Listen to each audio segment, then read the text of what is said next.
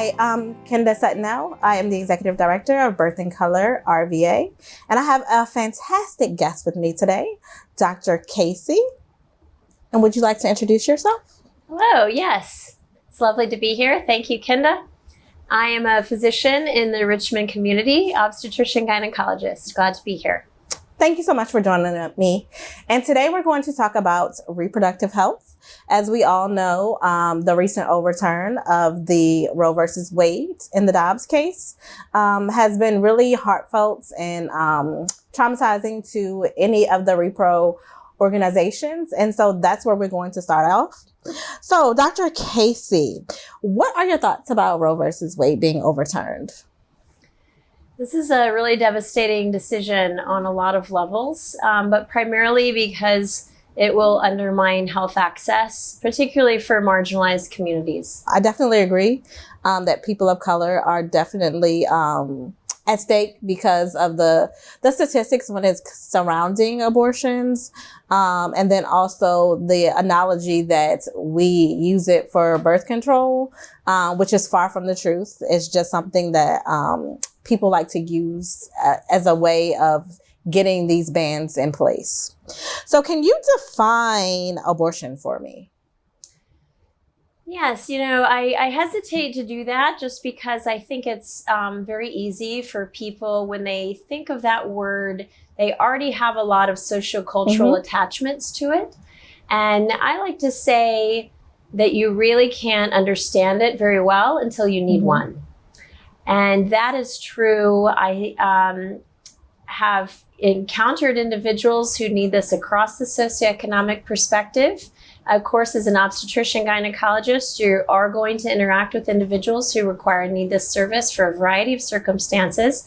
And I would also like to say that in the obstetrician gynecology community, that we really refer to a lot of terms around pregnancy loss also as abortion. Thank you so much for actually explaining it that way, because that has been the entire focus for the reproductive justice community, is trying to get this word, this one specific word, out of people's mind frames when they think about loss and like what that looks like, because depending on the reason for it, it can all be like different things.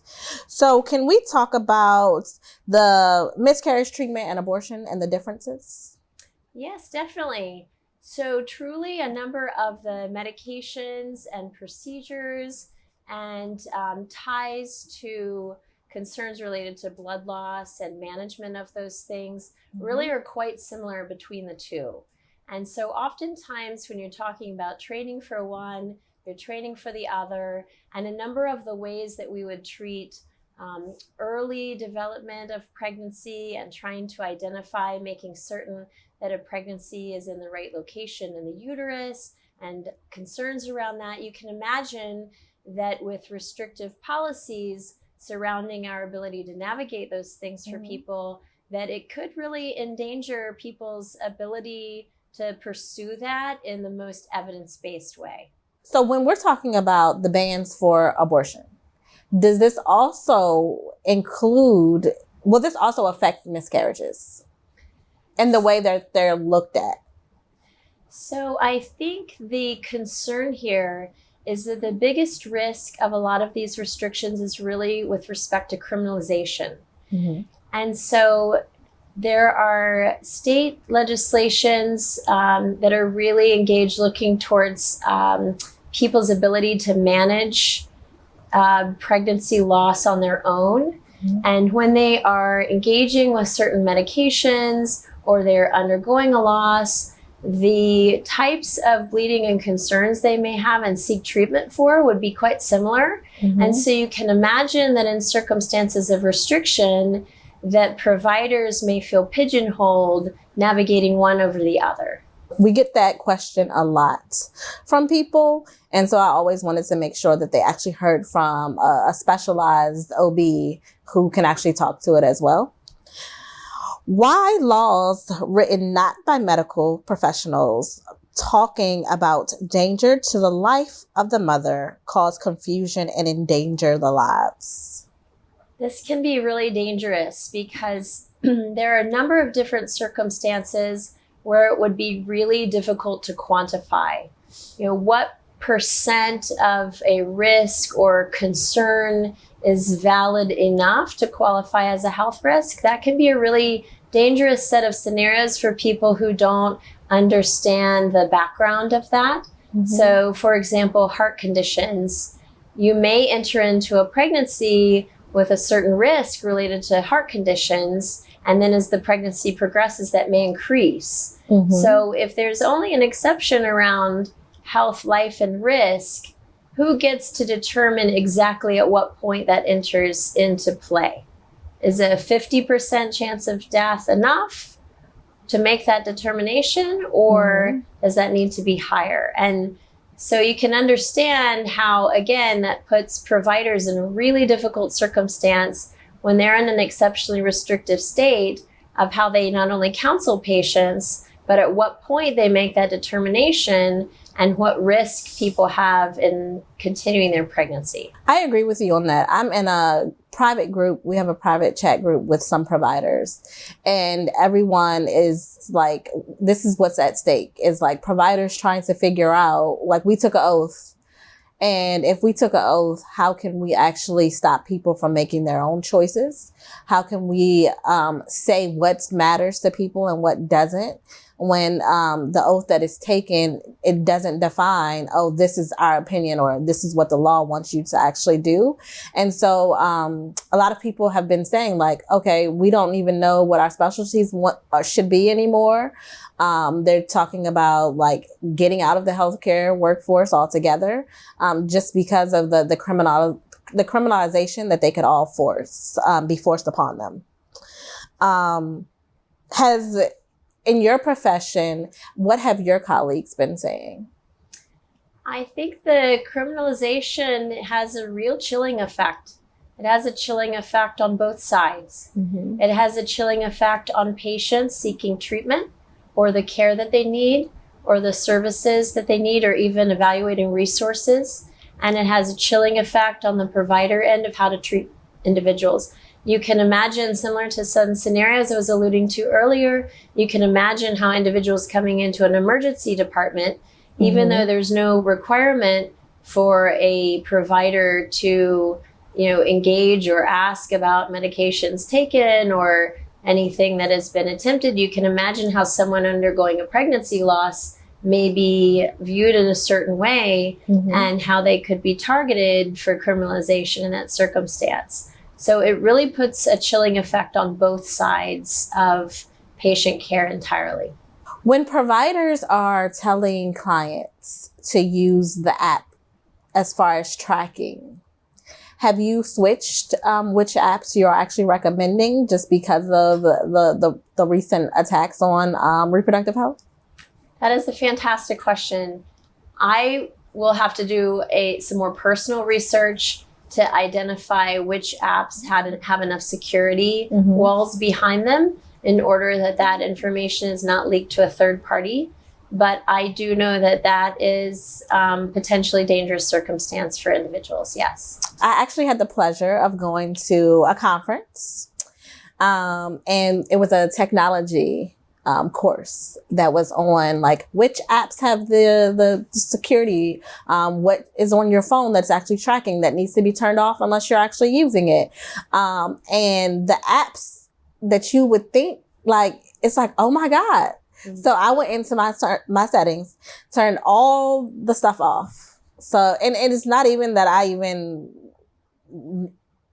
really, it focuses on me. But when I think about the security aspect of it, it's deeper than just reproductive health also. That is true. And so then you have like where these big corporations are buying certain other organizations. And so it's all tied into to that same thing where they can actually link this to this, which recently Target app was actually inside of the reproductive on our radar, as far as paying attention to when people were actually purchasing sanitary napkins and like all of the things and sharing what's in their cart, so they knew around the month and were dictating. And so some states have been looking at that as a red flag. And so it's a lot, and I can definitely share the information with you, so that you can do some deeper research and knowing like all of these apps that are working together. And even when you're just in your own work colleague, like a lot of people are using like certain Slacks and like different things like that, but a lot of it's not protected. So a lot of people have been using other apps that I won't name, but I'll give you some of that information as well.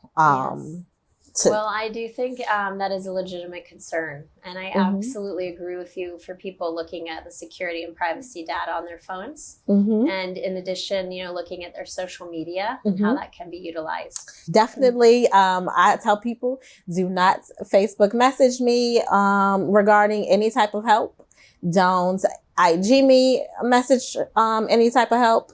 If you want me, then you need to follow protocol to contact me. And that's the standard. And we're all trying to like focus and switch people's mindsets, because even the show on Netflix, I cannot remember what its name, but it's like the age of social media, and how the social media is the product, but we're the users. And so everyone is so addicted to social media, but it's actually ruining our lives in different aspects, because everyone is so focused and using it. And you can find out anything about anybody just because of the paths and stuff that they're actually using and what you're writing on social media. So I always tell people, you will never know me based upon my social media. I only post what I truly want you to know about, and that's it. So next question. Anti-abortion advocates often focus on abortions later in pregnancy and choose to describe the procedures are necessary from a medical standpoint. What are the consequences of denying abortion later in pregnancy? So I think this is a really important area of conversation, because oftentimes the messaging around this becomes misconstrued. And again, I will posit that it's really difficult to understand how people feel in these circumstances until you are in their shoes and you are faced with perhaps a very desired pregnancy that then ends up receiving really terrible news, because there are certain parts of pregnancy that we can't determine anatomically, et cetera, until later on in the pregnancy. And so a pregnancy may be going along in a seemingly healthy fashion, and then an anatomy scan at 20 weeks reveals really severe concerns. And then parents are faced with this really dire decision of how they relieve the suffering of their child. And so I agree with you that until you're actually in that situation, or even assisting someone in that situation, you will never know how traumatizing the paths of healing that you have to go through, even to acknowledge it. And so I again always challenge people who are anti-abortionists to say, like, there's a difference between being pro-life and all of these different terms that they actually come up with. But what about the human choice? What about what that person is actually going through? What about all of the things that come up that other than just saying, oh, well, this is what we want to do. But those same people don't have any care in the world about the maternal mortality rate. Well, I find it really imperative to take each person's story as a unique, individualized perspective, because just because you've met one person who needs this, you've met one person who needs this. And everyone who comes has their own story and their own background. And when we become providers, we aren't trained, I can take care of you in this circumstance, but not this circumstance. We are trained to take care of patients regardless of their circumstance, regardless of their background. And the empowering part about being a provider is when you can come to everyone equally and you can say, I can treat you regardless of your needs. It is very disempowering to a provider and a patient relationship when you now have a clock that you're up against in order for them to receive the care that they need. And that has been dictated by someone else and not medical science. And that's the number one thing that we have been trying to tell people is like, but what about medical science? Medical science matters in any other realm of health except for reproductive health. No one no longer wants to look at the science. No one no longer wants to pay attention to what the causes are or any other things at all. It's just like, oh, we don't have to do it because it's reproductive health. But when the pandemic was here, it was all about the science, which the pandemic is still here. I think the public health data in this arena is quite clear. The evidence is quite clear that when certain parts of pregnancy-related care are severely restricted, this increases maternal morbidity and mortality. It increases disparities for neonatal morbidity and mortality. And we know that over 75% of people seeking care in these circumstances qualify as poor or low income. So you can imagine who these restrictions disproportionately affect. Exactly. Which I think is why we advocate so hard for it, is to make sure that we still have a right, we still have a choice. Because even with Roe versus Wade, it was never the ceiling, it was always the floor for people of color. And so we still couldn't access it because then we had to figure out how to pay for it. And so we started to implement the use of abortion funds and different things like that. But also to talk about, we don't just go to Planned Parenthood for that.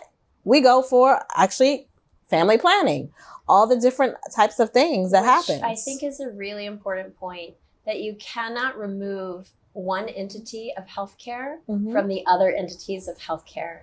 This is entirely dependent and determined by socioeconomic determinants of health. And this entirely impacts every other area of pregnancy-related care. And I could not have said that better myself, because that's what we're looking at and that's where all the attacks are happening. But when you stand back and you watch it and you're just like, that's far from the truth. Y'all are not speaking the truth, and you have this all going on media. So now people are getting confused on like, well, I don't know whether to stand up or sit down or what's actually happening. So we need people to actually tell the truth, which is great that providers like you are actually like talking about it and saying, well, actually, hold on a minute. Y'all don't know what you're talking about. Let's like talk about the facts. So birth justice and the privilege of being able to access fertility treatments. For example, IVF. What are your thoughts on that? And how do you think that could be changed? So I think this is a fantastic question leading into the advocacy arena around all of reproductive justice and pregnancy-related care. Because again, you cannot remove one entity from the other entities, correct? So people seeking fertility treatment deserve to have the same options available to them as anyone else would, equitable. And unfortunately, those treatments are very expensive. And I know that there are some grants and some resources available, but similar to abortion care, it is very difficult for someone of little to no means to access those services and put the resources together to have their healthcare needs met. I've had friends that had to have IVF and almost went like broke and bankrupt because of how many cycles you actually have to do for IVF to successfully work. And then the cost and the insurance was not covering it. What is, from your opinion, what is it like for a patient that has to have IVF? Well, I agree with you. I think that desiring and planning for a pregnancy is fraught with stigma and decisions. And again, alluding to socioeconomic determinants of health, you cannot remove that piece. Your ability to have the education that you need, to find the resources that you need, to trust the medical community, all of those things are dependent on your sociocultural background and your ability to navigate those services. So they deserve people who can help them, work through those avenues, but they also deserve larger justice on a greater scale. So that would include legislation that covers those types of services that would impact and support strongly desired pregnancies, preconception health, getting people into the services that they need early, helping with the trust of the community. All of those are interrelated. How does every effect of DOBS has a racial dimension? Every negative effect will affect people of color and marginalized communities to a disproportionate degree. So I think that we've alluded to a number of these already. And I would just want to turn this around and say that this is really an opportunity. It's an opportunity for everyone on every side to come together and make really strong policies that support motherhood. Over 65% of individuals seeking abortion services are already mothers. So the question becomes, how do we support families in meaningful ways? We do that by supporting maternity and paternity leave policies. We do that by supporting contraceptive access. We do that by supporting fertility access. We do that by supporting education access. All of these things are tied together to support motherhood, parenthood in general. In a perfect world, what would the infrastructure look like? I think it would look like equal access to coverage, no matter what your background is, no matter how you grow up, a trustworthy medical community that won't stigmatize or bias you, a community that supports your decisions in pregnancy, even when they potentially conflict with some decisions that people around you would prefer that you have, and that we have conversations about that mean that we can support each other even when we don't necessarily hold the same beliefs about the decisions that people should be making. Why adoption is not the actual solution? So this is a really difficult question because, of course, there are, and I have assisted patients through adoption circumstances that really ended up working out quite well for them. But I will also say, having walked through this with a number of patients, that their ability to navigate the adoption services and have all of their needs met were very, very difficult and fraught with additional mental health challenges. And I think that we can look at the foster community and understand that there are a number of children that really have been there a long time and aren't getting their needs met. So I think to see that as a fix-all for an entity that we may be furthering with some of our restrictive policies, I think that is really not looking at the picture as a whole. I agree with you because every time I look at the statistics and the data that surrounds the adoptions and the foster care community, a lot of it is just mind-blowing. It's like, okay, we have this as an option, but it's also still affecting people. Virginia doesn't necessarily want to have the funding available to help make these processes easier to navigate. So it's always difficult for people to actually understand the whole entire concept. People like to look at it from a finite view instead of paying attention to all aspects of it and realizing that all of it really truly intersects with each other. There's no separate thing, even when it comes to maternal health. Maternal health is reproductive health. Reproductive health is maternal health. Abortion care is health care. And until we all realize that it's the same infrastructure, it's the same all the way across the board, we're never really truly going to get anywhere. I will also add the element of intimate personal violence, because I think that is drastically underestimated. It's not identified often enough. And there are lots of circumstances of pregnancy that truly continuing a pregnancy could be dangerous for someone.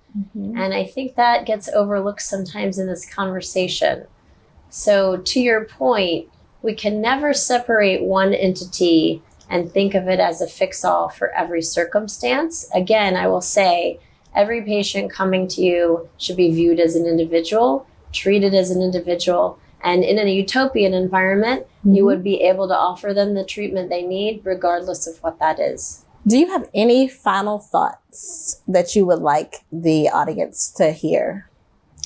I just appreciate the opportunity to be here and to speak as an obstetrician gynecologist, and to make the recommendation that if you really want to support pregnancy and pregnancy-related care, that you do become an advocate, that you educate yourself on these issues and find truly evidence-based ways of having conversations with each other that mean that you're removing some of the stigma and bias that's loaded with some of the conversations that are going on. It's really unfortunate that so much of pregnancy-related care has become so politicized. We could talk about lots of other issues where this is true, related to criminalization with substance use disorder and other elements of pregnancy-related care. And when these become political debates, it oftentimes very much leaves out the personal view. And it leaves out what I feel every day, which is a patient sitting in front of me, telling me a story, asking me for services that, depending on their zip code, I may or may not be able to provide. Thank you all for watching. This is actually a series, so you will see us next week where we actually talk about a different topic that's still under the umbrella of reproductive health. And as always, thank you for watching.